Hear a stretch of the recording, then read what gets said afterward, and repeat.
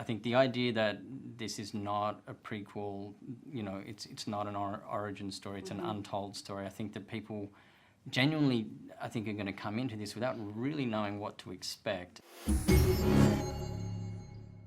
story of my family isn't about how we died. It's about how we lived.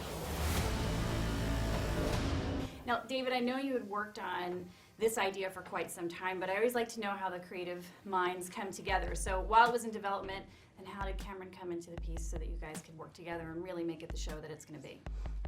Well, I think it originally started about 3 years ago, and I approached Jeff Johns at DC about the idea of doing a show based on Krypton a couple hundred years ago.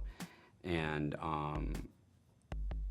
at first he wasn't quite sure. He was like, "What's the show about? Does the planet blows up?" And I said, "No. That's not what I envision." And I pitched him loosely what the show is, but then I knew I wouldn't be running it day to day. I'd be helping to create it and hand it off. And so Cam Welsh was the first person I thought of, and Jeff and I both worked with him on Constantine. He was sort of the MVP on Constantine, and fortunately Cam was available, and here we are. Now, we haven't really, in even the comic book runs, gotten a deep dive into Krypton and know the people and the society aside from that little block before they're about to be destroyed. So Cam, what was most interesting for you about being able to kind of dive into a new space, but then also the stories you wanted to tell that could be your own? That's exactly what makes it so exciting, is that there's a familiarity with Superman, with that symbol and with the mythology, but there's very little known about Krypton itself. I think what David did well was by setting it back a couple of generations, it just gave us a lot of runway, you know. And it's an untold story. It's an unexplored part of a really familiar universe. What was the idea? Was Kal-El always the grandfather of Superman? Was he always your pivot character? Or did you come in the development of it? No, he was always the pivot character.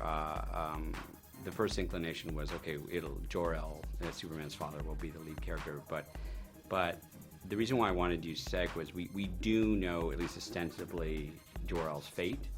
And even in the comic books, I think Seg-El's only appeared like 2 or 3 times, and we don't know what happened to him. So we don't know actually what happened to any of our cast members, any of the roles that they play, and that makes it a bit different from a, quote, normal prequel, because sort of anything could happen with these characters. Any of them could live or die at any time.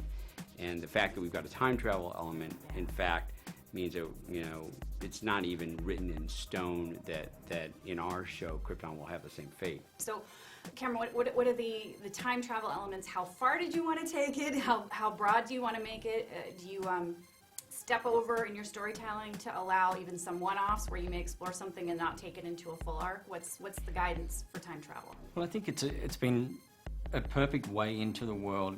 It's allowed us to bring in a character from our time and from our world, somebody that we can relate to, so that he can be almost a proxy for the audience, if you like, and we can experience this alien world that's vastly different to ours, the society, the culture, but we can see it through, you know, familiar eyes. So it's a great way to get in, and it's a great way to, you know, as David was saying, to kind of set up this idea that really anything can happen. And what we see very early on in the series is that the timeline that we know that led to Superman's birth has changed. Well, let's talk about the aesthetic, because obviously the Superman logo, the S, is iconic, but again, we don't have a whole lot of deep dives into how you want to make that world look. You guys are building wonderful standing sets in Belfast. You're going really big and epic with it. So is there a book, is there a run, is there an artist that has been the most inspiration for the way that you've decided to go? There isn't a specific one. I mean, there are certain things that we drew from certain comic books, you know, John Byrne's Man of Steel, World of Krypton, which was a limited series that happened. But, you know, it was very important early on that it have its own look and its own aesthetic. And the thing that's difficult about a show like Krypton is that you can't go to like a Target or some kind of store and like just get this thing off. Right. Everything has to be made. Right. All the foods. We had a food chemist create Kryptonian food. Cool. that looked different that people could eat on the pilot, and you know, everything has to be manufactured. There's nothing that we can buy off the shelf for the show.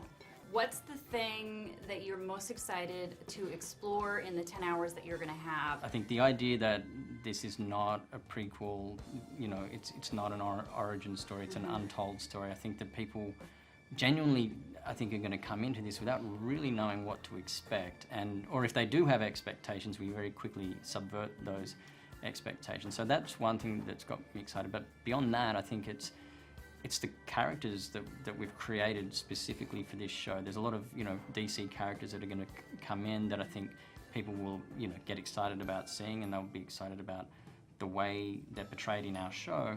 But I think it's the characters that are created specifically for this show that I'm really excited about people meeting.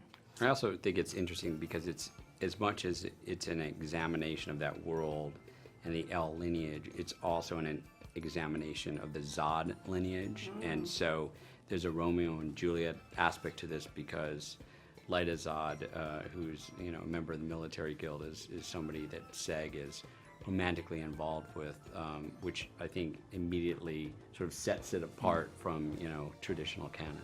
That's exciting because, you know, we always think of the Zods as the bad guys. Right. So to be able So to you kind of think, subvert that, yeah. So you think, where does that enmity start between those two houses? And, you know, so you sort of, but maybe it doesn't because the timelines change. So all of those things I think are exciting.